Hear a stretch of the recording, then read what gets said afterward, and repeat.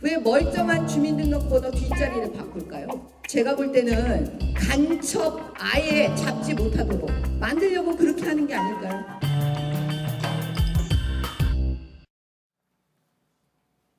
네, 정부가 내년 10월부터 주민등록번호 체계를 바꾸기로 했죠. 그런데 방금 보신 대로 멀쩡한 주민번호를 왜 바꾸냐? 간첩을 못 잡게 하려는 것이다라는 주장이 나왔습니다. 네, 바로 이가혁 기자하고 팩트체크를 해보겠습니다. 네. 그러니까 내년 10월부터는 뒷자리 7자리 숫자 중에 성별만 빼고 6자리 숫자는 무작위로 그냥 정해준다는 거죠? 네, 그렇습니다. 지금 우리가 쓰는 13자리 주민등록번호 중 이렇게 출생지역 번호가 있는 부분을 포함해서 8번째부터 13번째 번호를 모두 무작위로 숫자를 부여하기로 했습니다. 네, 근데 이제 간첩 얘기는 왜 나왔어요? 네, 맥락을 짚어보겠습니다.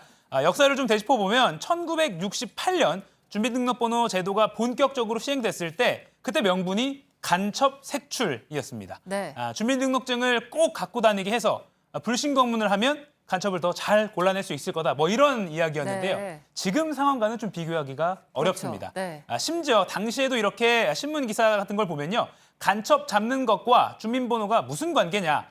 간첩이 주민등록증 하나 안 챙겨 다니겠냐. 이런 비판이 이미 나왔습니다. 게다가 내년부터 주민등록번호에서 지역 정보가 빠진다고 해도 정부가 국민들의 출생 등록을 안 받는 게 아니죠. 여전히 네. 태어나면 등록을 해야 됩니다.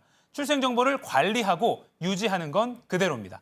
따라서 이번 정책 개편 때문에 간첩을 못 잡게 하는 거 아니냐, 뭐 이런 네. 식의 주장은 근거가 없는 겁니다. 네, 그러면 이런 말도 있었잖아요. 멀쩡한 주민등록번호를 갑자기 바꾼 거다. 또는 이번 정권이 상상할 수도 없는 일을 한 거다. 이런 말들은 어떤가요? 네, 역시 사실이 아닙니다. 네, 멀쩡하지 않습니다. 멀쩡하지 않아서 그동안 꾸준히 개선 논의가 이어져 왔습니다. 네. 2014년 1월 금융권에서 개인정보 유출 사태가 벌어졌을 때 당시에 박근혜 대통령이 직접 개선을 검토하라고 지시한 적도 있습니다. 영상을 보시죠.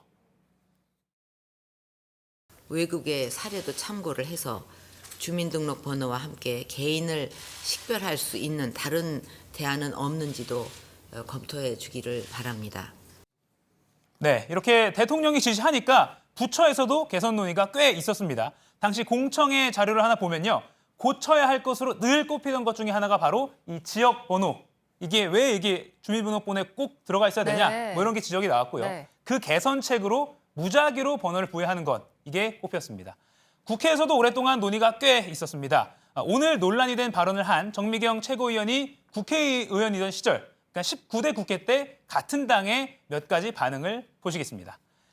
당시 황우여 새누리당 대표, 임의 번호를 부여하는 방안을 검토하겠다고 여야 의원들이 다 모여있는 교섭단체 연설에서 밝혔습니다. 또 안행이 여당 간사였던 조원진 의원도 비슷한 계획을 밝혔습니다.